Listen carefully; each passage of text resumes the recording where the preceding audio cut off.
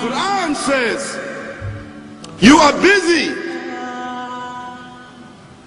piling up, calculating, developing your careers, your money, your occupation, your wealth,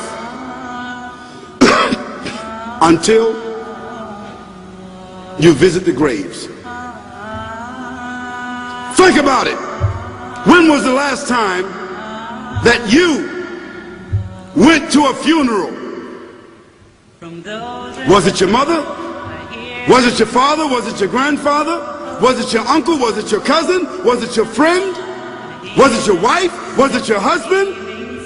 The last time that you visited the grave, when you went to a funeral and you saw that person whom you loved that was laughing, crying, live, boasting, wealthy, educated, denying, arrogant, whatever they were.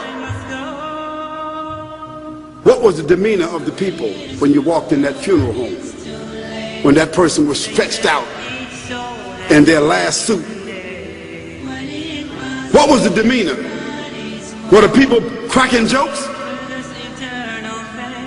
Were they dancing? Were they clapping and singing songs? No.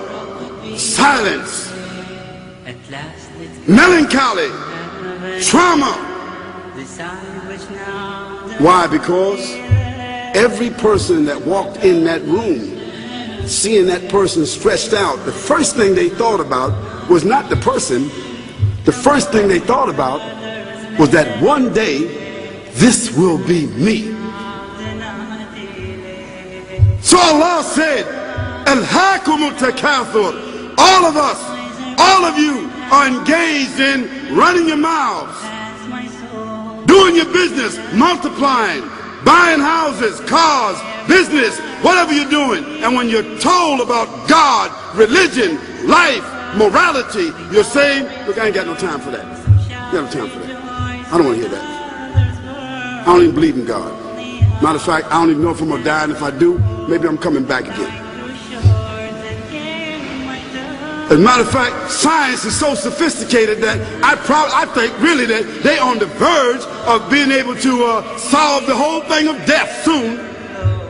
We ain't got to die. If we got enough money, we don't even have to die. See how arrogant people can be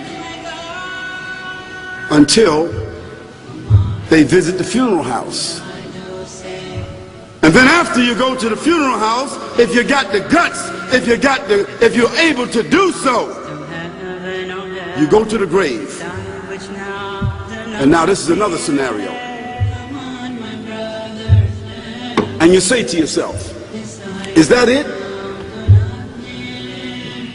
I mean, 50, 60 years, scraping, struggling, scheming, lying, stealing, fornicating, jumping up and down, begging, working, and this is the end of it?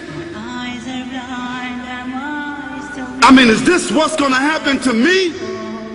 Are they going to be dropping me into a hole in the ground?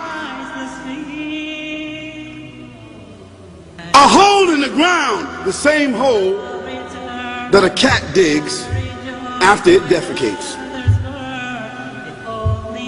Just a little deeper.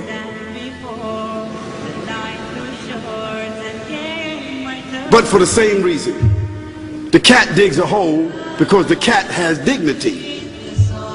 Something that human beings don't seem to have.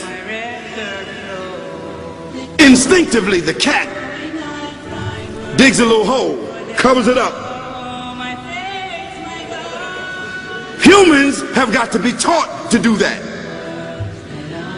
But it's for the same reason. So you and I, we're going into a hole a little deeper than the one the cat dug.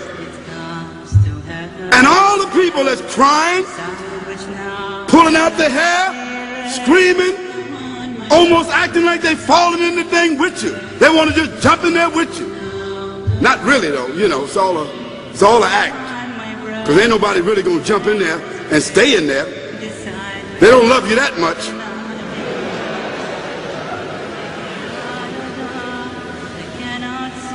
And then after all the shoveling get done, and they fill it up, and the box, you can't even see the box no more, the coffin that cost $5,000.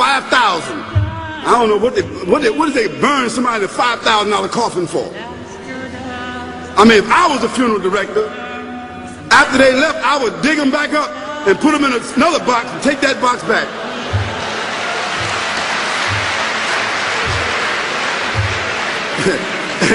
and honestly, I'm telling you, that's what they do. Yeah.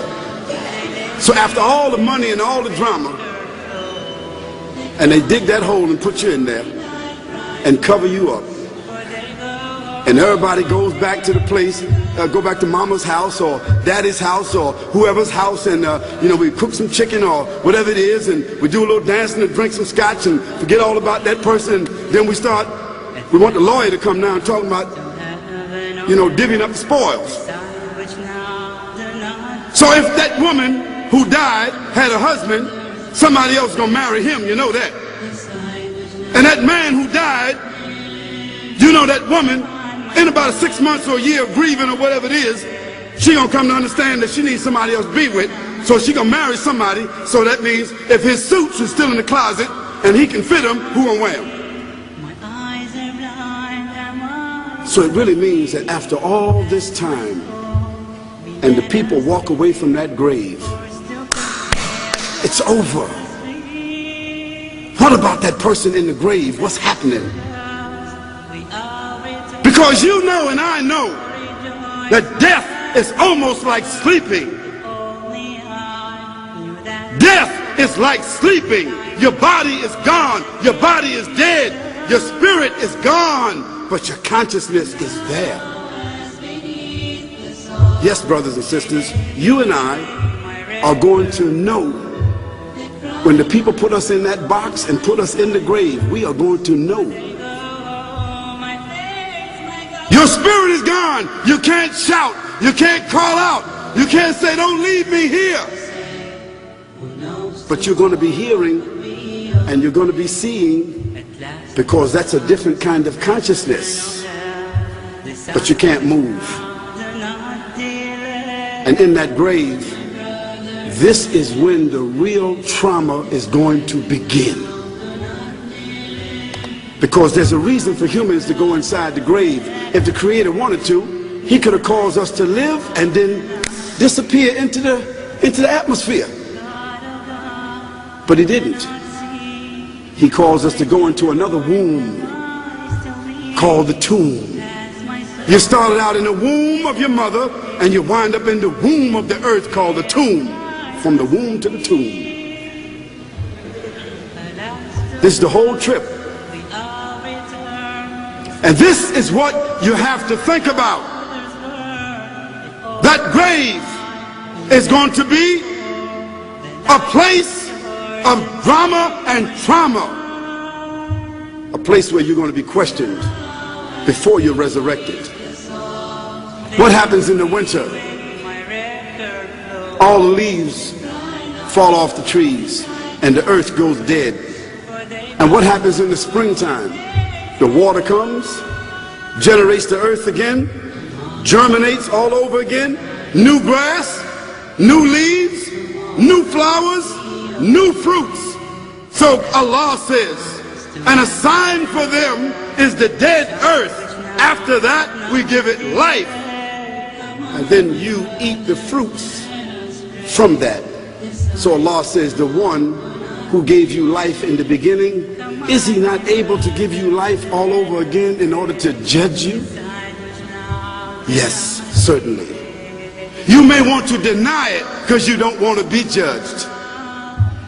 But you will be judged.